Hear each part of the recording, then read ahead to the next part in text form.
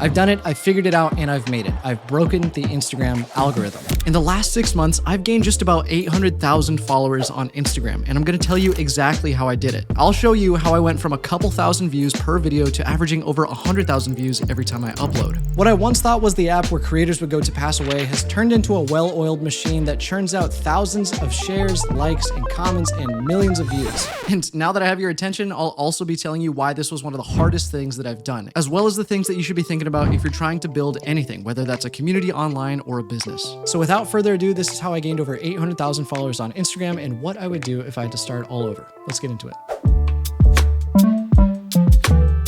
I could talk literally forever about how long I've been making content, but the long and short of it is I've been making videos since I was about 8 years old. My dad showed me a card trick when I was 8 years old, and it blew my mind. And I decided I gotta learn magic. So he got me a magic book for my birthday that year and decided to help me start filming videos of me teaching these magic tricks that I would learn out of this book on a YouTube channel. I got introduced to the idea of building a community at a very young age, and I had a lot of fun doing it. It was so much fun learning a magic trick in a book and then figuring out how to script it and then figuring out how to shoot it and then edit it and then upload. I truly loved the feeling of helping other kids learn magic tricks. Through college, I kept doing the same thing. I, in fact, transitioned more to Instagram, where I would make cardistry edits. Cardistry is like fancy juggling with cards, and it became a huge part of the cardistry community. I ended up making a pretty decent amount of income through college, while at the same time traveling around the world, speaking at cardistry events and headlining other events, and just building more community through these videos that I was making.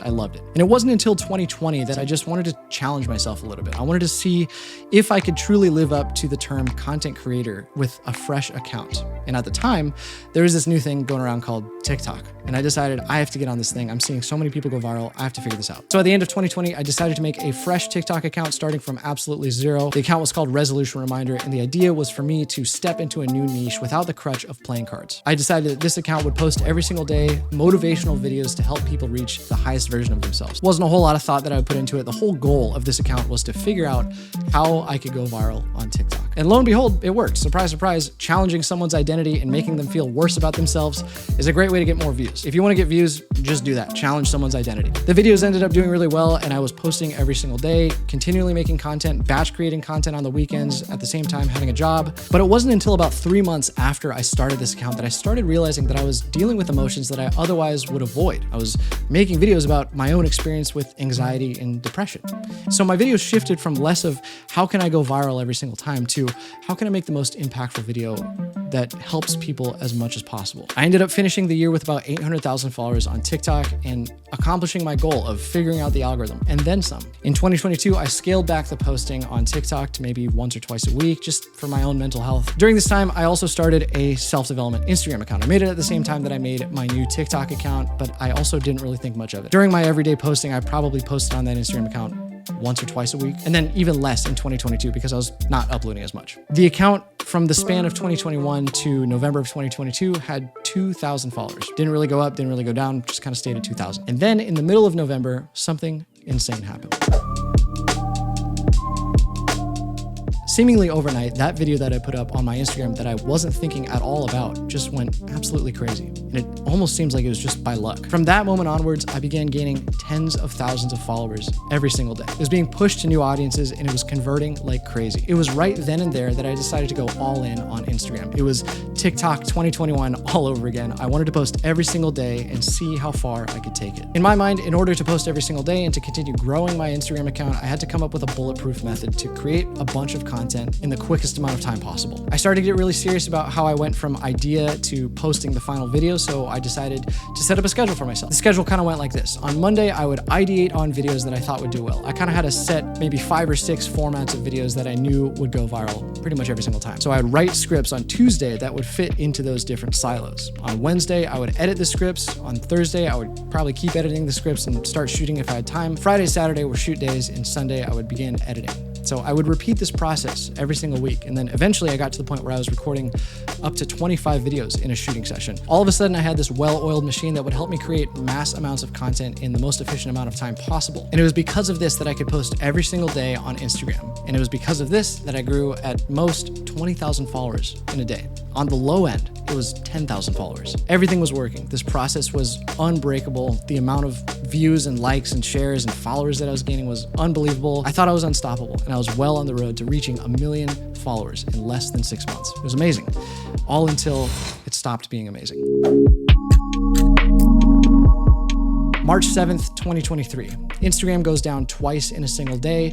Meta, also on this same day, renounces their creative incentive program. Everything has been flipped on its head. In the days and weeks following that day, my engagement was complete trash. My videos stopped being pushed to new audiences, and I started losing followers for the first time, up to 1,000 every single day. All the work that I had put in to build this machine, this content machine, and this audience that I was cultivating and growing every single day was just halted. Through this critical reflection, I tried to figure out what I was doing different with my videos, if there was anything that I could do, or if it really was the algorithm, but I also started to think about, am I having fun with these videos? Is this something that I'm enjoying? I didn't enjoy not knowing why my videos weren't performing. Moreover, I didn't enjoy that I was prioritizing performance over how much fun I was having making the videos. When I started making videos when I was just 8 years old, it was from a place of just wanting to have fun. I wanted to make silly little magic tutorials with my dad and upload them online for other people to see, to help kids learn how to do magic because I loved magic so much. 8-year-old me had no idea what a good amount of views was. 25-year-old me had a very clear idea of what I thought good views was. And when I wasn't hitting those imaginary benchmarks, I would spiral into this crazy overthinking depression of what did I do wrong? I can't imagine my 8-year-old self feeling those same things. The videos that I was making and churning out at mass scale started to become just bricks in the wall. But everything changed, including my mindset, when I found Simon Sinek. There's a pattern. As it turns out, all the great and inspiring leaders and organizations in the world, they all think, act, and communicate the exact same way. And it's the complete opposite to everyone else. Simon Sinek is an author and a speaker who 13 years ago gave a TED Talk to no more than 100 people in Washington state. That very TED Talk is now the most viewed TED Talk online. It's called Start With Why, and it absolutely changed how I view pretty much everything, but in this case, content creation. In his talk, Simon Sinek talks a lot about Apple and how they were founded in the 60s and 70s, and how that laid the foundation for who the company is today. Being founded in the 60s and 70s, Steve Wozniak and Steve Jobs grew up thinking differently. They truly believed in questioning the status quo. Simon Sinek then uses the golden circle to further illustrate his point. The golden circle is comprised of 3 concentric circles. The outer circle is what, the middle circle is how, and the inner circle is why. Tell me, which one of these is more inspiring? We make great computers. They're beautifully designed, simple to use, and user-friendly. Want to buy one? Meh. Or, everything we do, we believe in challenging the status quo. The way we challenge the status quo is by making our products beautifully designed, simple to use, and user-friendly. We just happen to make great computers. Want to buy one? the first example that Simon gave started from what and ended with why. But the second example, the one that's more inspiring and more compelling, starts with why and ends with what. The main point that Simon keeps referencing is that people don't buy what you do, people buy why you do it. People don't buy what you do, they buy why you do it. I realized that the reason I was getting so upset with Instagram and losing followers every single day is because I was placing so much emphasis on the what, the videos, the content. While that can only get you so far, the why is the thing that's most inspiring. I wanted to figure out how the biggest algorithms on the internet worked, but through that process, I lost why I wanted to figure that out in the first place. When I started making magic videos at the age of 8 or 9, I wasn't concerned about views or likes or shares. I was concerned about making the funnest video I could. I wanted to share how much I loved magic with other people because magic had given so much to me. It had brought me out of my shell, made me less introverted, made me more confident, and it helped me make other people happy. And that's what I loved. That opened my eyes to video creation as a whole and how I could use the internet as a place of creative expression and helping and giving advice, essentially. I truly believe that the internet can and should be used as a place for creative expression, but it has to come from a pure place.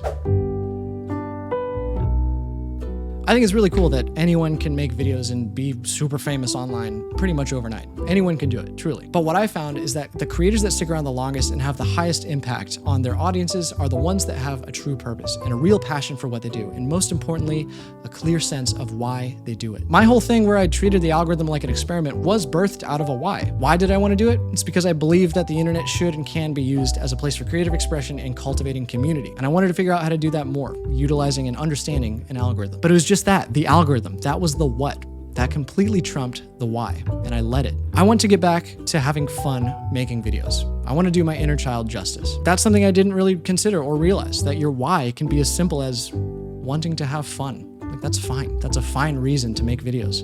I find so much value when I look inward and figure out who I am and why I am the way I am. And if I can do that in video and help others, that's reason enough to keep making videos. Growing social media pages is great, but if you want to stick around and actually make a difference, then focus less on metrics like views, likes, comments, and shares, and focus more on building and cultivating a real community with a strong foundation. And what that foundation is different for everyone, but I guarantee that you can find it by starting with why. Thanks for watching. Hope this helped. And remember, keep scrolling mindfully.